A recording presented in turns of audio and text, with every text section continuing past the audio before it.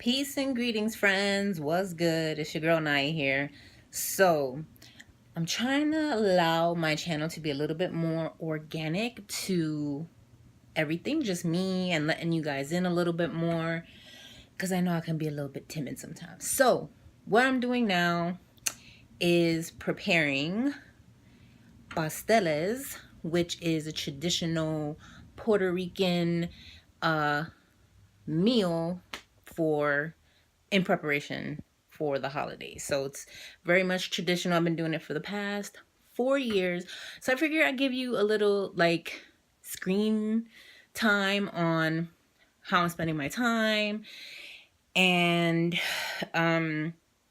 traditionally it is made with meat, but you don't have to. The masa part, or like the batter portion of it, is pretty much all veggies. So I wanted to share this. Like I said, just to let you guys in. I don't have music playing in the background because, you know, YouTube decides that it wants to, flag it for copyright and all that stuff. But typically, I'm listening to salsa music and drinking coffee while I'm doing this because it is an all-day process. So I'm going to try to do, like, clip a bunch together so you guys can kind of see what I'm doing.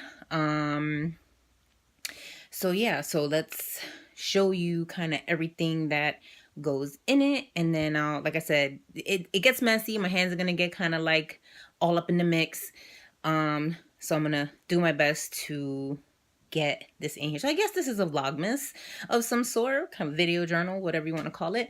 So yeah, hopefully you find it interesting. If you have questions, you know what to do. Leave the questions and stuff in the comments, and I'll see you on the other side. All right, so here we are in the very beginning stages. I hate that there's stickers on all my produce, but we'll be all right. So we have plantains, green plantains right here, green bananas, and then we have a kabocha pumpkin, and yuca root.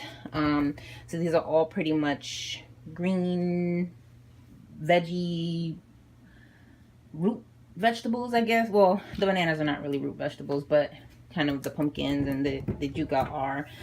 So basically what I'm going to end up doing is peeling all of these, cutting them down, and turning them into a mixture, which is what we will call the masa. I will flavor the masa with,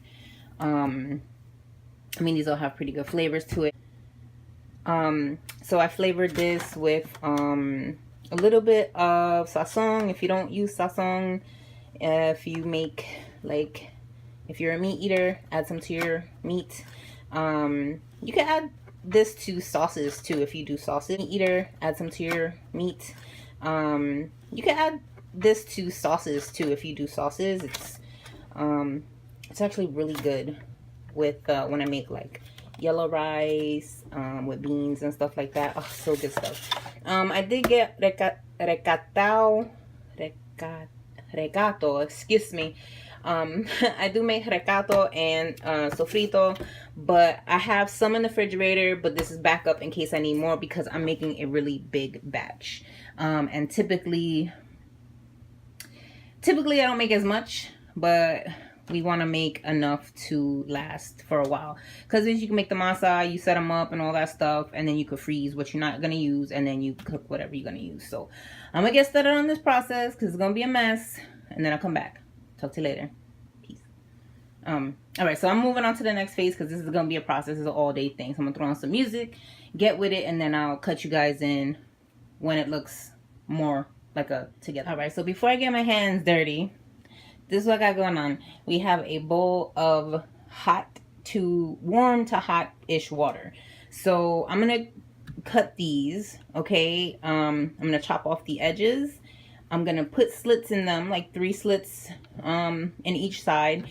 And then I'm going to put that banana in the water while I'm doing the other ones. Because what happens is these, since they're so green, it's easier to peel when it soaks in the hot water for a little bit.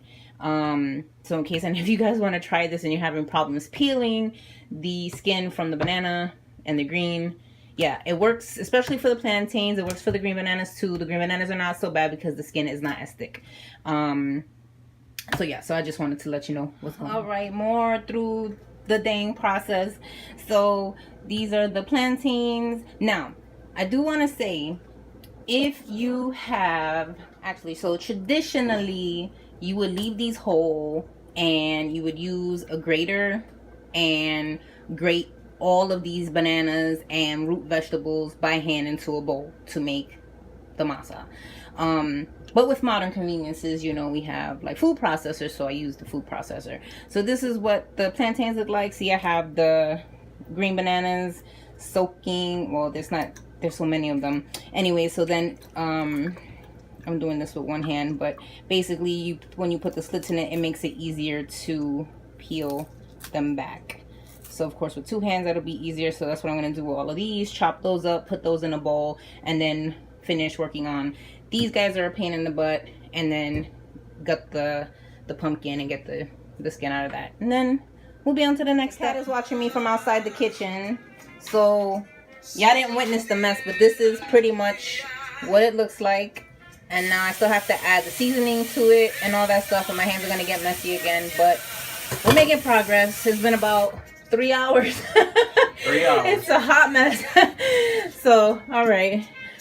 See you on the next one. You gotta hear the music though.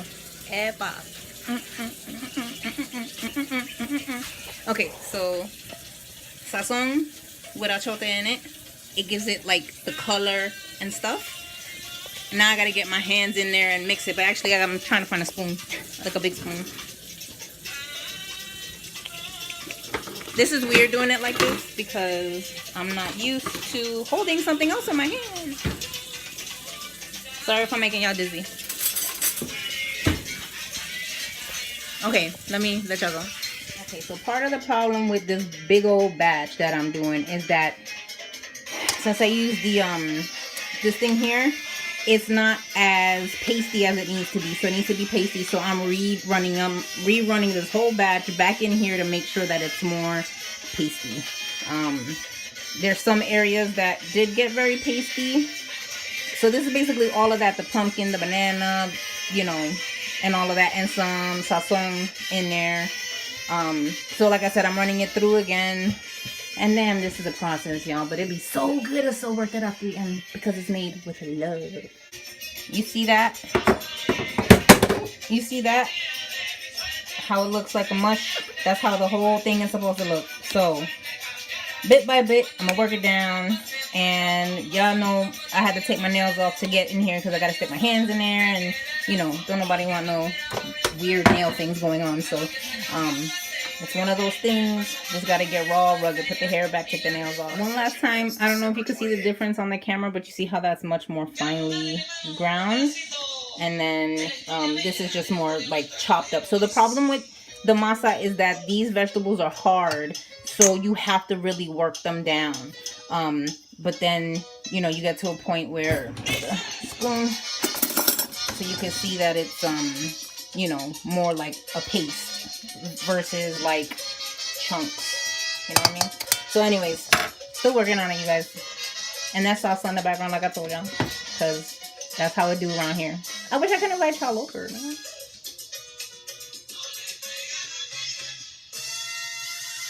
I have a bowl in the sink, y'all, in case y'all are curious. So this is usually done by the whole family. At least that's how I grew up doing it. But, you know, our grandmother's not with us anymore. So when I make this, I have her in my heart.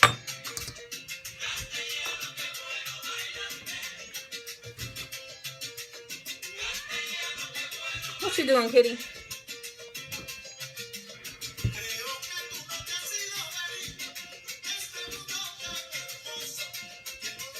Oh, God. Oh, this is a lot.